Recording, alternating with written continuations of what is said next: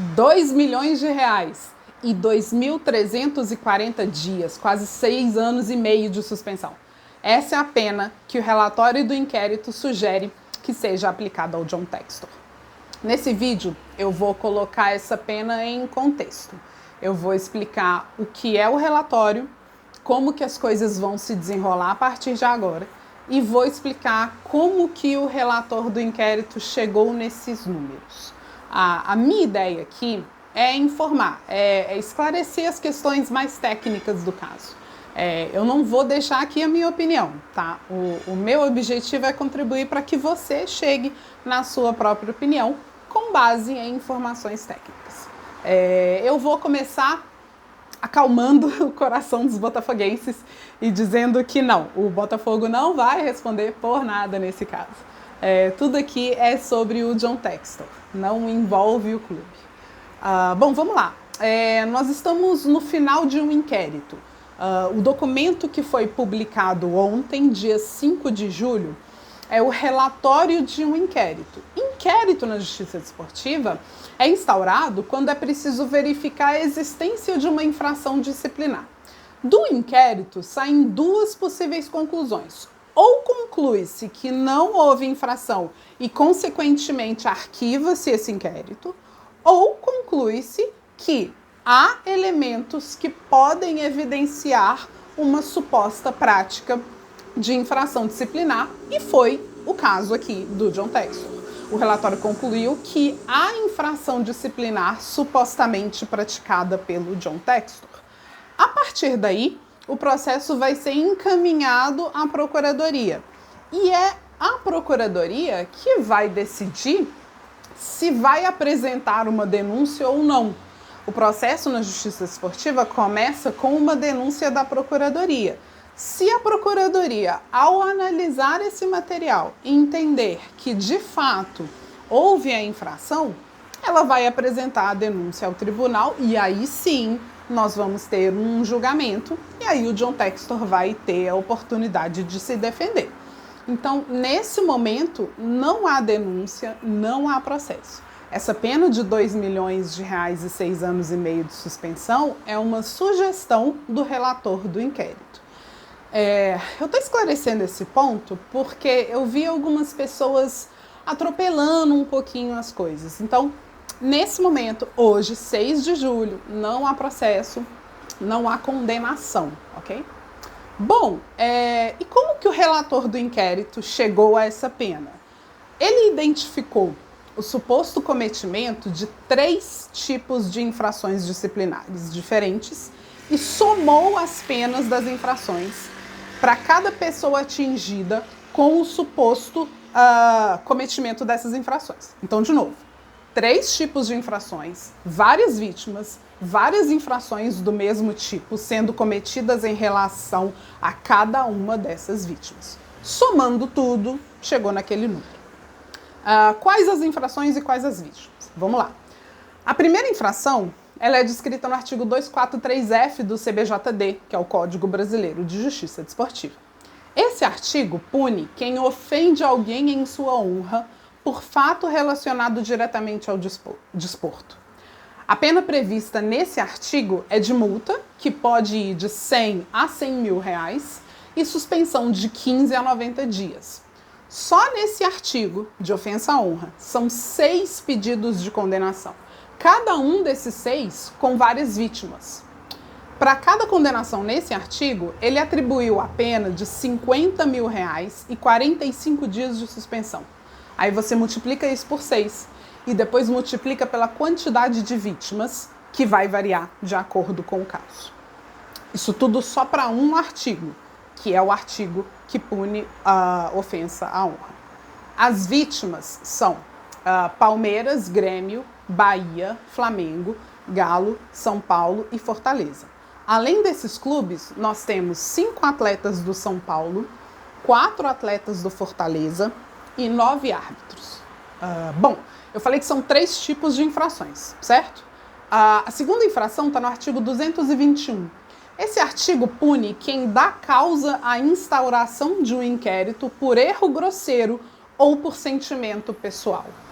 O relator considerou que o John Textor pediu a instauração do inquérito por 2 vezes por fatos que ele sabia que eram inexistentes.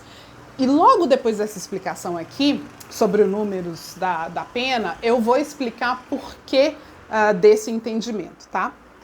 Bom, por fatos sabidamente inexistentes e movidos por um desejo pessoal, no entendimento do relator, o John Textor deu causa à instauração do inquérito.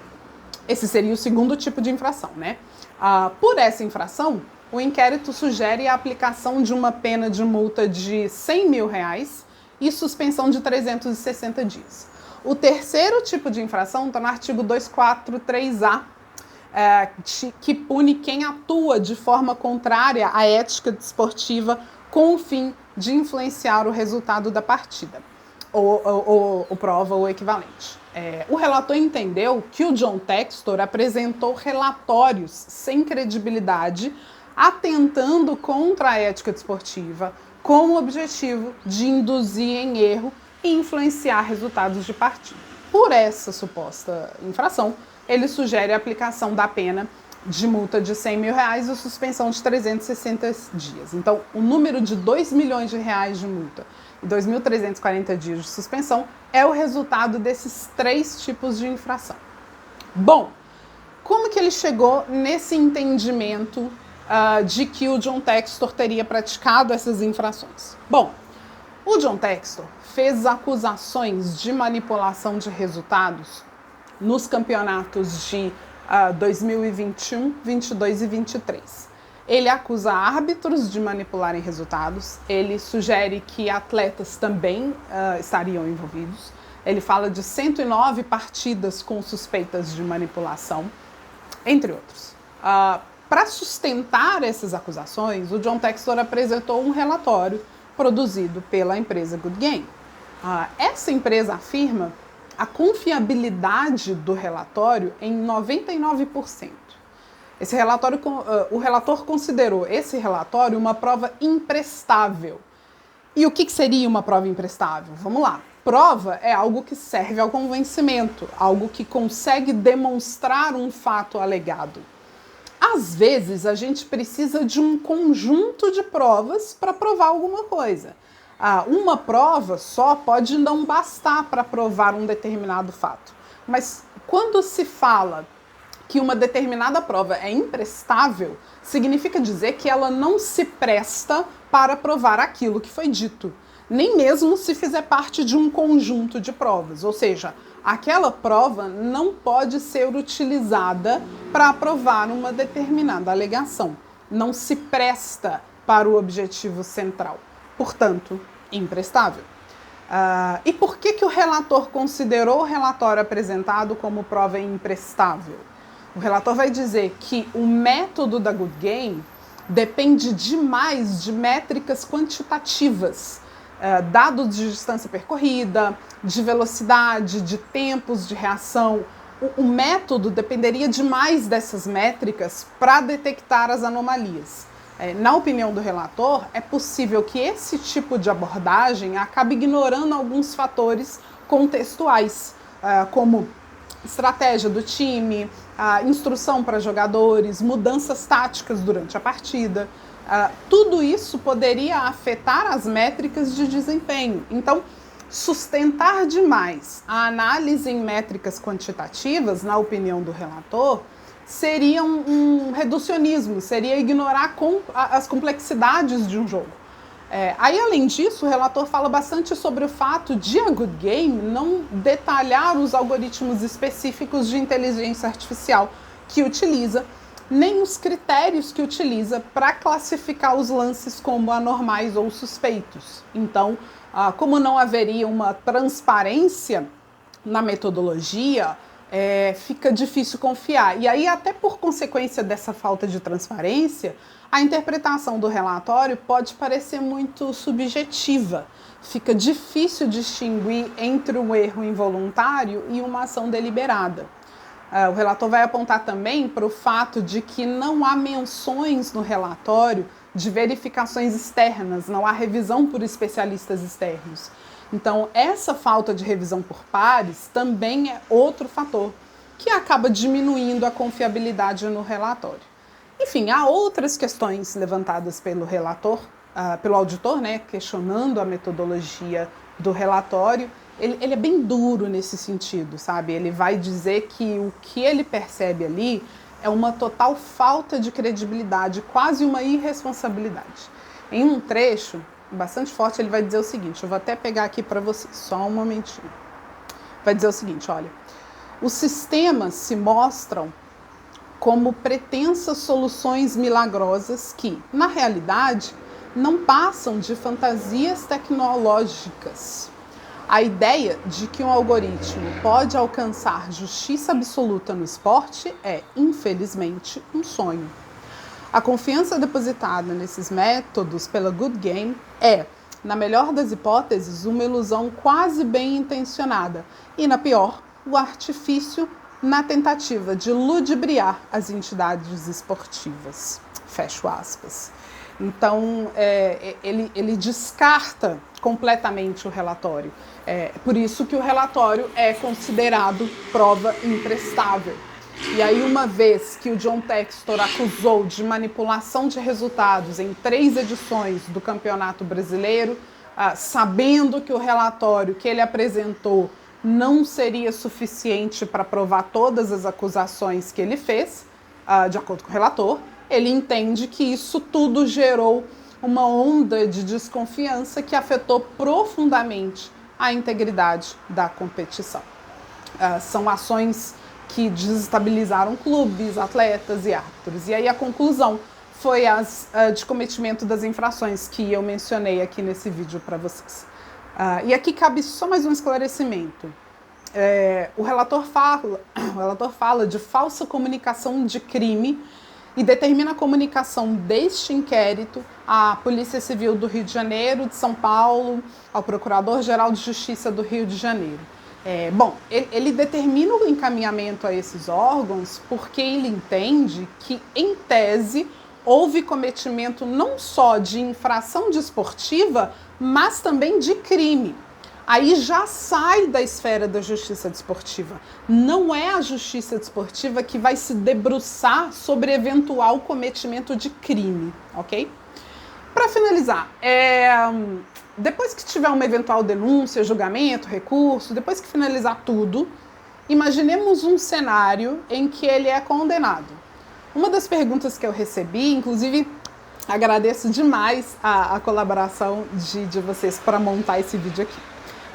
Uma das perguntas que eu recebi foi o seguinte, mas ele pode ser condenado mesmo sem ser brasileiro? Como que vai ser o cumprimento dessa pena? Bom, vamos por partes. O John Textor é jurisdicionado da Justiça Desportiva. Significa dizer o seguinte, ele deve se submeter às decisões da Justiça Desportiva. Isso independe da nacionalidade dele, independe inclusive do fato de o Botafogo ser uma SAF e ele ser o dono dessa SAF. A lei da SAF prevê que os direitos e deveres esportivos são transferidos do clube para a SAF. Dentre os deveres estão, obviamente, a submissão ao mecanismo de soluções de conflitos privado da entidade desportiva. Em outras palavras, a justiça desportiva. Dirigentes de clubes são submetidos à justiça desportiva e o John Textor exerce função de dirigente. Bom, até aí tudo ok. A partir daqui é que eu não tenho lá tanta certeza assim. Por quê? Vamos lá. A partir daqui eu vou para o próximo desafio, que é o de responder como essa pena de suspensão vai ser cumprida, já que agora a gente está falando do dono de uma empresa. A suspensão de dirigentes que a Justiça Desportiva aplica proíbe o dirigente de praticar atos oficiais e de exercer qualquer cargo no clube. Só que agora, esse clube é uma empresa. O John Textor comprou uma empresa que é um clube de futebol. Se a Justiça Desportiva o tira do futebol, ela o tira da empresa.